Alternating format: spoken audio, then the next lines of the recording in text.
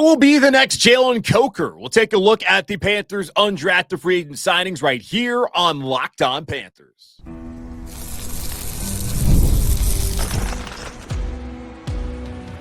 You are Locked On Panthers, your daily Carolina Panthers podcast. Part of the Locked On Podcast Network, your team every day. Welcome into another edition of the Locked On Panthers podcast, a part of the Locked On Podcast Network. I'm your host, as always, Julian Council, talking Carolina Panthers with you every Monday, Tuesday, Wednesday, Thursday, and yes, of course, Friday, your team every day. That's our motto here on the Locked On Podcast Network. Thanks for watching the show right here on YouTube and listening wherever you listen to your favorite podcast. Be sure to follow me, Julian Council, over on Twitter and Blue Sky at Julian Council, because I'm back tomorrow answering your weekly Friday mailbag questions right here on the show. Here's what I need you to do right now. Either at me or DM me over on Twitter at Julian Council, or at me over on Blue Sky at Julian Council to get your questions in for tomorrow's edition of the weekly Friday mailbag right here on Locked On Panthers. Today's episode, Locked On Panthers, is brought to you by Game Time. Download the Game Time app, create an account, and use code LOCKEDONNFL for $20 off your first purchase. We're going to take a brief break from getting to know the 2025 draft class. As we'll be back to that on Monday, we'll talk about Mitchell Evans and Tedero McMillan. Had some scheduling difficulties there with an Arizona and a Notre Dame guy, but I'll have all those recorded and ready to go for y'all on Monday. So today, let's still focus on the rookie class. But let's focus on the guys that went undrafted, as there's always going to be more undrafted free agents that Panthers signed than there are going to be guys that they draft each single year. And I want to talk about 5 guys I find to be the most intriguing. There's a kicker who I think may have the best chance of all these guys making the roster. And we'll look at the wide receivers and figure out, could there be another Jalen Coker? And looking at the rest of the team as well, could there be another Damani Richardson, as he also made an impact as a UDFA last year here in Carolina? And before you sit here and roll your eyes and write off any of these dudes, like, let's go back to last season where there were several guys that actually had notable seasons as undrafted free agents coming off of that 2024 NFL draft. We talked about Jalen Coker a ton last year. Even once the undrafted free agent signings came out, there's a lot of smoke around. Could he be a guy that actually could make the roster? And that turned out to be the case. Now he was cut, but then signed to the practice squad. And then once he was on the active roster by week 4, he had 32 receptions, 478 yards, 2 touchdowns, one of the best rookie wide receivers in the NFL looking statistically, especially among guys who did not get drafted. So had a really nice season as a UDFA rookie. Look at Damani Richardson in a secondary at that safety spot where going into the season, you looked at Xavier Woods, you looked at Jordan Fuller, you looked at Nick Scott, and you thought only those 3 guys are going to get significant snaps last season. Well, turns out Richardson started 5 games, mainly at the end of the season, collected 51 tackles. Looking at PFF, he was the Panthers' best tackler as far as those safeties went a year ago. So those 2 guys both had solid rookie campaigns as undrafted players. And you look at it right now, Coker battling to be that 4th wide receiver at this point in time. Now that Tedero McMillan is coming in, he's going to likely be in that top 3 rotation with Adam Thielen and also with Xavier Legette, the first rounder from a year ago. You look at safety, the Panthers only drafted 1 safety, that Lathan Ransom, in the 4th round. And I can't confirm right now that he will absolutely be the starter day 1. I think they're going to do some more stuff at that safety spot, but Damani Richardson's a good spot to come back in the start week 1 here in Carolina, depending on how things play out. And there's other guys too. Jacoby Windman, who was an undrafted free agent out of Michigan State. He had to start 2 games at the end of the season due to the linebacker injuries. Andrew Rame, he had to come in also at center, but he was a backup, didn't actually play, but he made the roster. Jack Plummer, who we had talked a lot about during the preseason, really struggled in New England, looked better against the Jets, looked a lot better as well against the Bills. He ends up on the roster all season long. As far as the practice squad, gets called up on the active roster at certain points in times throughout the season. First time in Denver, then they close out the season. He was also up there, signed to the active roster. He's right now the 3rd quarterback in Carolina. So those are some other guys who also made an impact. So UDFA's undrafted free agents, they absolutely can make this roster again and can have impactful roles on this team this upcoming year. There's 5 guys I'm really looking at to see whether they could end up making impact this season and really making the roster. These are the 5 most intriguing undrafted free agents that Carolina has signed. Now, Colin Granger, he's the first one.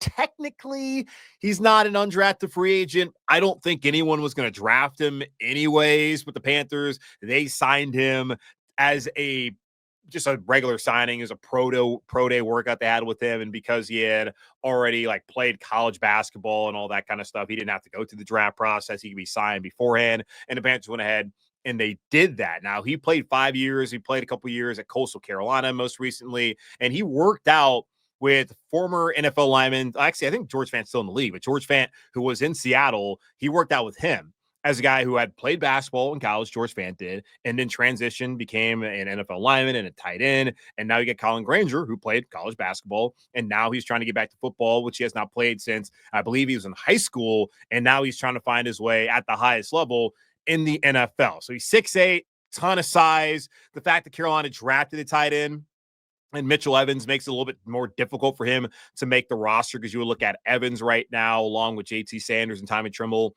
as 3 guys that should be on the roster at tight end. But after that, Jordan Matthews, maybe he's back on the active roster again this season. I would think at the very least on the practice squad as a vet there, good locker room presence. There's other guys as well, like James Mitchell, the Virginia Tech Hokie, who played in Detroit, who could potentially be a guy that also makes the active roster. But they obviously like what they saw in Granger, and this staff, a lot of the dudes were in Seattle, so they have a relationship with George Fant. And if they saw a guy that Fant was working out with and they got good word, why not give him an opportunity? That's exactly what's happening in Carolina right now. So Colin Granger going to be the tallest guy, maybe not the biggest, but the tallest guy out there this weekend as rookie minicamp is going on. So that's one guy to certainly monitor over the next couple of weeks and months here in Carolina. Safety is still a position where they're going to have to add, I think, another veteran piece in there who can come in and can start, at the very least, rotate with Demani Richardson and with Trevon Merrick, and also with Nick Scott.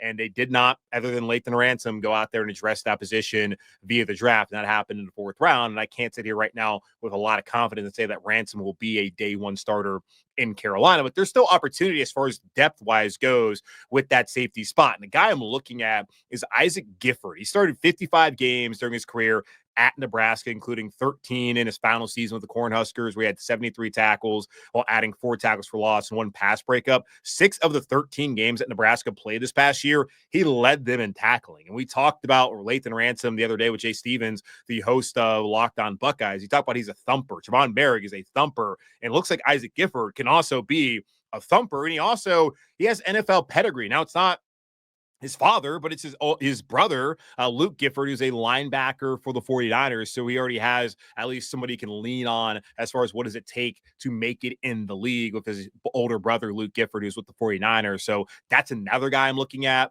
Trevion Thompson, or Thomas rather, from Arkansas State, and Jack Henderson from Minnesota. Those are 2 other safeties that you can potentially watch as you're looking at, just guys who can fill out the rest of that depth chart there at that safety spot. Corey Thornton, cornerback from Louisville. I know that was a position that a lot of us had felt like maybe Carolina was going to address that in the draft. I had brought up that there's guys like Shamar Bartholomew and a Caleb Evans who the staff does like. We did not see much of them at all until the final week of the season there in Atlanta, but those are 2 younger guys, and Evans has a little bit of experience where Bartholomew doesn't really have much experience at all, more so than just being a special teams guy, which he rarely even got to do last year. I thought that they would address it, but they could wait just based off of having those 2 guys on the roster. And there's one guy that I thought would have made a lot of sense, and that was Quincy Riley, who also played at Louisville with Corey Thornton, who we're talking about right now. Quincy Riley took a top 30, but instead the Panthers, they passed on him. He got drafted in the 4th round by the division rival New Orleans Saints, and now his teammate, the guy who's starting opposite of him, Corey Thornton, is now here. He started off his career at UCF, played his last year in college last year at Louisville, played in 13 games, made 12 starts. He was all ACC honorable mention a year ago, had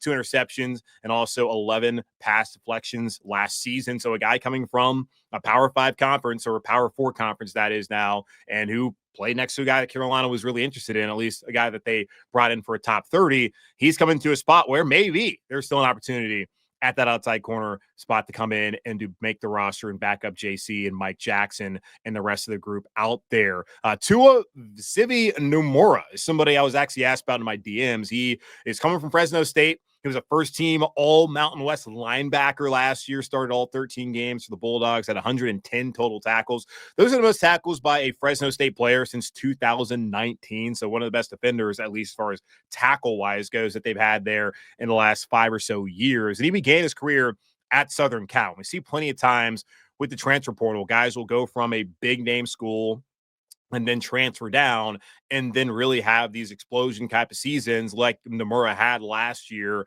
in the Mountain West for Fresno. So this is a guy who I wouldn't necessarily doubt having an opportunity. If you can be a first-team all-performer in any conference, then you're a guy who probably is going to get an NFL look. You may not have the size, but if you're going to USC in the first place, you're probably a player who already had some of those traits that those kind of schools are looking for. So Tuasivi Numora is another one to look at there at that linebacker spot. When looking at the roster recently, noticed that they still have Claude Sherlis around, Windman, who I talked about earlier, who's a UDFA from last year. He's still around. There may not be the opportunity that I thought there was, but there could still be a chance to fight your way onto the practice squad. So Tuasivi Numora is another guy I'm looking at. Then the last one, this is an interesting one, probably the most interesting just because of his background, and that's Mapalo Mwansa.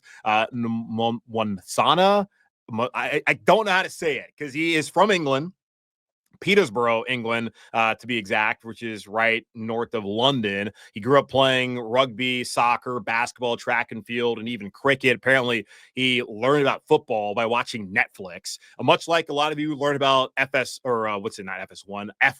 There we go. By watching Netflix. He learned about football, American football, that is, by watching Netflix's Last Chance U and quarterback. Then he joined the Nottingham Caesars, an American football team in the British American Football Association National League. Okay, that's a lot.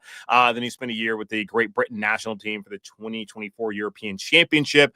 He first made an impression on Panthers director of player personnel Cole Spencer during a joint pro day between the IPP, which is the NFL's International Player Pathway Program, for the 2024 and University of South Florida, that's where they saw him. So USF and IPP, again, the International Player Pathway Program, they had a pro day. And Mwansa, I'm going to guess the M because it's Mwansa. I'm guessing the M is silent. But Mapalo Mwansa was there. He's an edge rusher, and the Panthers needed edge rushers, and they thought, why not go ahead and sign this guy? So he is another one, maybe the most intriguing, as he is the International Player Pathway Program participant for Carolina this year. They had one last year. He was a wide receiver. Did not really do anything of note, clearly, as I don't believe he's even around here on the roster. But those are the 5 guys I find to be the most intriguing undrafted free agents that Carolina has signed. Now, they may be most intriguing, but is there another guy who's more likely to make the roster, or is it a kicker?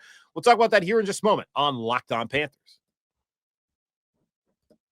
There's nothing like the atmosphere of an NBA playoff game. Every bucket, every defensive stop, every moment feels huge. It's electric in the arena, and with Game Time, you can be part of it without the stress of last-minute ticket hunting. Game Time makes it fast and easy to get playoff tickets, even when demand is sky high. Prices on the app actually go down as tip-off gets closer, and their last-minute deals can save you up to 60%. Game Time's all-in pricing means no surprise fees at checkout. What you see is what you pay. Take the guesswork out of buying tickets with Game Time. Download the Game Time app, create an account, and use code LOCKEDONNFL for $20 off your first purchase. Terms apply again. Create an account and redeem code LOCKEDONNFL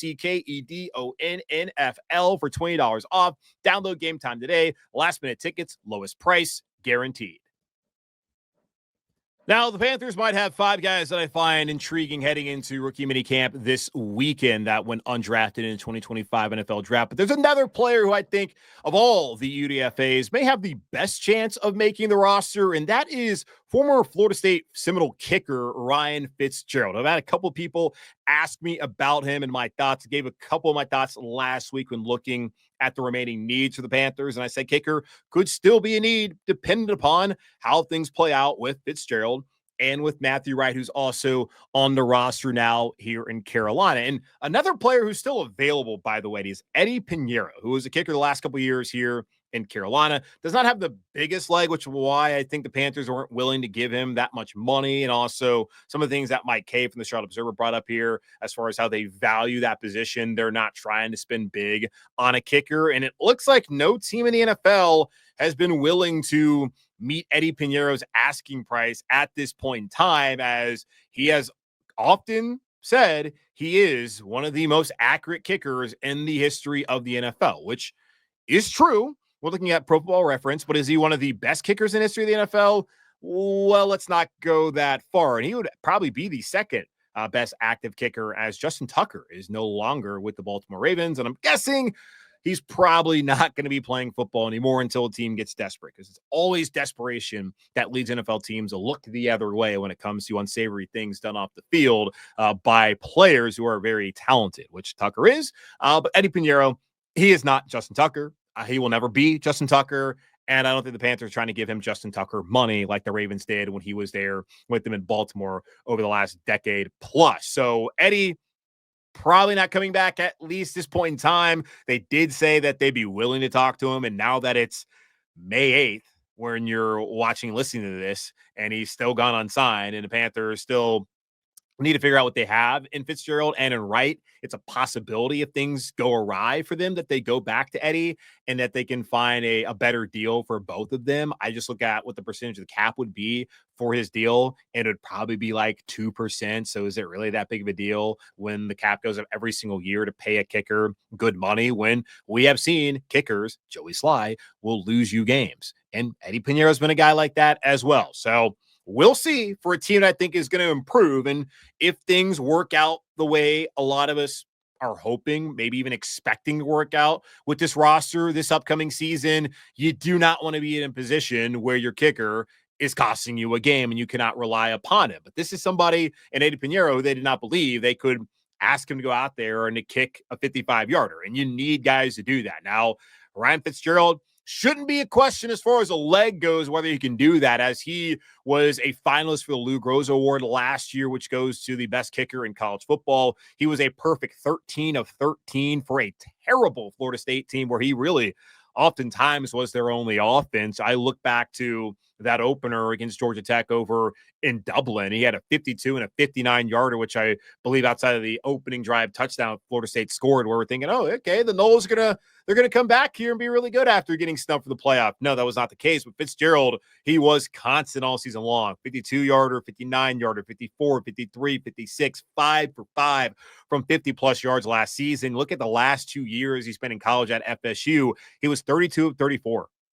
Really good percentage for a college kicker, as you don't know what you're going to get from those guys sometimes. And Harrison Mevis was somebody who they looked at last year, the thicker kicker from Mizzou. He was not accurate enough for them once he got into the NFL. And Fitzgerald, he's been accurate the last couple of years, more accurate than what Mevis was, as a big leg like Mevis. And I do think, too, going undrafted takes off the pressure from that kicker. We have seen guys go out there like Anders Carlson, or maybe it was Daniel Carlson, his brother from Auburn, who got drafted by Minnesota. And then Mike Zimmer looked like he wanted to kill him every single week because he kept missing long field goals when he was really good in college. But he got drafted, and that's a lot of pressure on a guy. And these are fickle beings as far as their mental space when they're not making kicks, or even if they are making kicks, it could all just go sideways in just a second, which is kind of why Carolina does not want to spend a ton of money on that position. But I bet if they had Harrison Butker, and we don't need to relitigate all of that, but I'm sure if they had a guy like Butker, they'd probably be willing to give him the money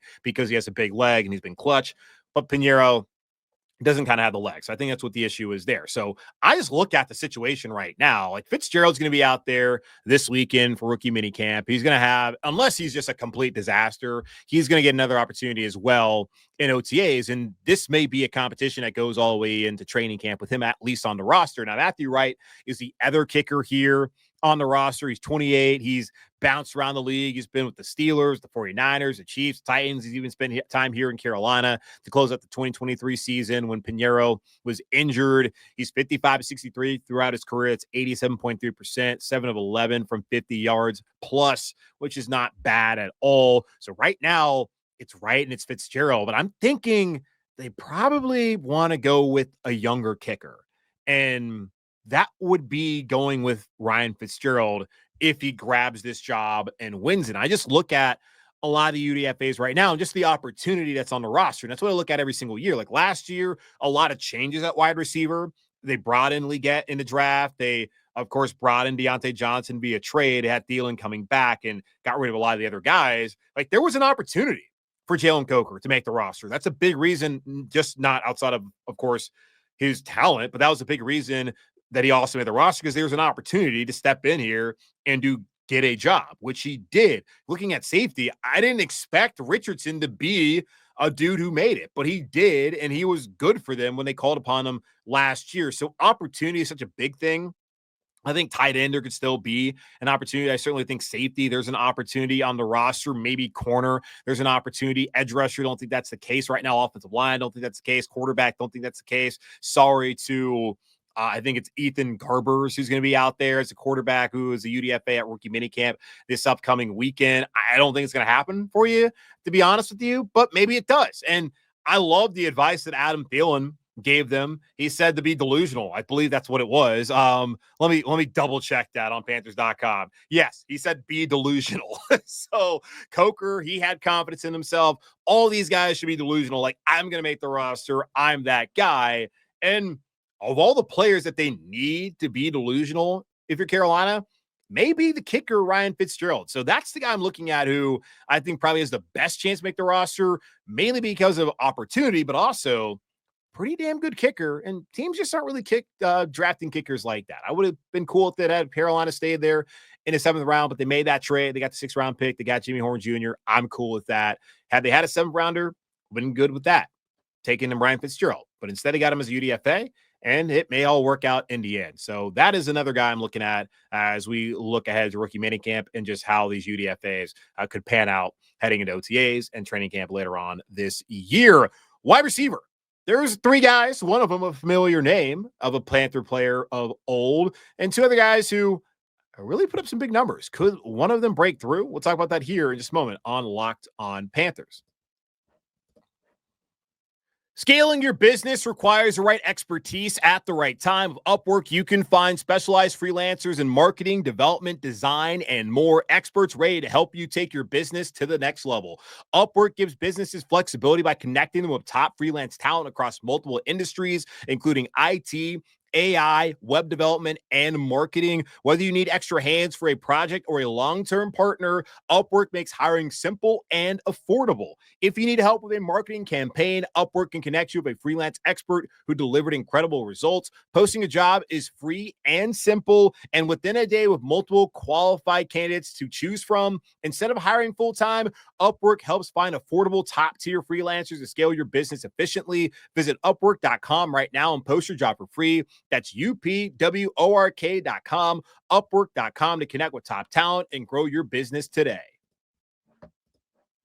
Is there another Jalen Coker in the wide receiver room for the Panthers this year as we look at their undrafted free agent signings at the wide receiver position? Jacoby George from Miami, Colby Hudson from UCF, and Moose Muhammad III from Texas A&M. Yes, the son of Muhsin Muhammad, who was one of the Carolina Panther greats, one of the best receivers we've ever had here with his organization. His son is now here in Carolina trying to make the roster. Will take part in a rookie minicamp this upcoming week. And here's the thing, guys. People will be cut from the UDFAs that they have signed. Some of the guys we talked about will end up being cut. Hopefully not all the guys we've talked about. Well, not all of them will, but hopefully none of the guys that we talked about, especially guys I said are intriguing. But we'll see how it plays out. But a possibility that some of the guys that have already been signed as undrafted free agents will not make the roster. There's going to be a couple of dudes who are going to be out there working out as minicamp invites, and they're going to be trying to take somebody's job, somebody who's already on the roster, not on the roster, but who's already been signed. And that's guys like Savon Ray from Lamar. He's a wide receiver. There's Ike Ekwonu. It looks like his brother. Is that right? From Charlotte. Maybe he's in Ekwonu. Osita. Maybe he's related to him. I don't know. But they got an edge rusher from Charlotte. Then there's Jaheim Thomas from Wisconsin, a linebacker. Those are 3 guys who are getting minicamp invites. So we'll see how it all plays out. But just focusing in on the 3 wide receivers who are UDFA signings, and George Hudson and Muhammad III. Jacoby George thought he was really good at Miami, especially his past season, playing with Cam Ward, who's a Heisman Trophy finalist, of course, the number 1 overall pick. You may forget after everything that went on throughout the draft where Travis Hunter went 2nd overall and then Shedeur Sanders didn't get drafted until the 5th round. And there's a much more conversation about him than there was about the guy who went number 1 overall and who teams actually valued at the quarterback position. Crazy how that works out. But the interesting thing about George to me, aside from the fact that in the last 2 seasons at the U, he had 110 receptions, 1,600 yards, and 16 touchdowns, it's that he signed a deal that gives him $215,000 guaranteed. That's a larger guarantee than he would have received if he was drafted in the 6th round. And that's not become uncommon. It's better for players to actually go undrafted once we get to the latter part of day 3, then do get drafted, because then they can choose their location of where they want to play at. And also, like, what's going to be the best opportunity for me, and end up making more money guaranteed than they would have had they been selected in that certain slot. So for Jacoby George, that's a great opportunity. And here's something to also understand. Go back to last year, Jalen Coker, a big reason why a lot of people made a big stink, I suppose. I don't know if that's the right word, but they were excited about him. I guess that's better. Coming to Carolina was that he got a $25,000 signing bonus, but $225,000 guaranteed. So $10,000 more guaranteed than Jacoby George. And what do we know about Jalen Coker? He came in here, he got a job, he did get cut, but came back, and he had a pretty solid impact at wide receiver this past season. Now Jacoby George getting similar money, put up good numbers as well for a team that was playing with an NFL quarterback and Cam Ward last year, number 1 overall pick like Bryce Young. Maybe he can come in here and he can earn a spot as well. And it will be difficult. As again, it's going to be Thielen, it's going to be Ted McMillan, it's going to be XL. Those are going to be the 3 guys for sure. As long as they stay healthy and as long as they live up to what they're supposed to do. That's Leggett and McMillan, mainly McMillan as a rookie. Those would be the top 3 receivers in Carolina this upcoming season. After that, it's going to be a battle with David Moore, with Jalen Coker, who I still feel like pretty secure there, probably as a 4th wide receiver on this team. I don't really think he's a threat to not make the roster. Like, he's a good player. Like, he'll be fine, but still, he's going to have to fight for that 4th spot with David Moore there. Jimmy Horn Jr., who I think adds an element that there's not really there right now as far as the after the catch, which XL can do eventually. And we didn't get to see a lot of it last year outside of the Raiders game when Dalton had to start. But Jimmy Horn Jr. adds another element, and then you throw Jacoby George in there. So it's going to be a really interesting competition to track this upcoming season. They talk about how deep that wide receiver core was last year. They had 7 on the roster once that initial cut down. Then when they had the top waiver wire priority and took 6 guys, a couple of guys got cut and they were down to 5. So we'll see how that plays out this year. But Jacoby George from Miami, certainly one to look at. Colby Hudson, also another one who you should be really interested in. He started his career at Auburn, then went to UCF and just put up numbers in that Gus Malzahn offense. Gus was at Auburn, went to UCF, so Hudson decided to follow his coach. Had 181 receptions, 2,961 yards, and 23 touchdowns in 5 seasons at UCF and Auburn combined. And just a newsflash, that is more production than what you got from Xavier Leggett.